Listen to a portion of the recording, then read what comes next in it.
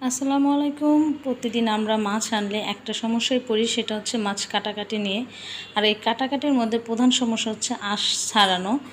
তো এই যে দেখুন, আমি আজকে একটি সহজ পদ্ধতিতে আপনাদেরকে মাছের আঁশ ছাড়ানোর নিয়মটি দেখিয়ে দিচ্ছি।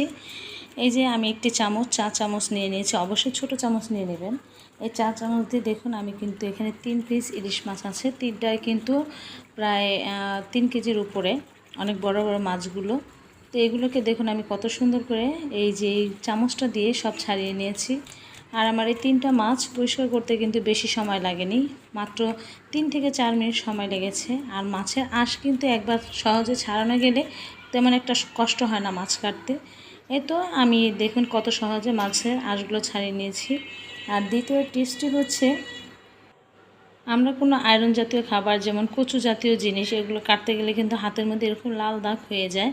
তো এগুলো মানে খুবই খারাপ লাগে দেখতে। তো এটা হচ্ছে সহজ সমাধান, সেটা হচ্ছে একটি লেবু নিয়ে নেবেন। আর লেবুর সাথে যদি একটু সামান্য লবণ মিশিয়ে আমি হাতটাকে একটু ঘষে নিই, তো দেখবেন যে সহজেই আপনার আঙুলগুলো কিন্তু পরিষ্কার হয়ে গেছে। এই যে দেখুন আমার হাতটা এখন কত সুন্দর পরিষ্কার হয়ে গেছে, বিশ্বাসই করা যায় না।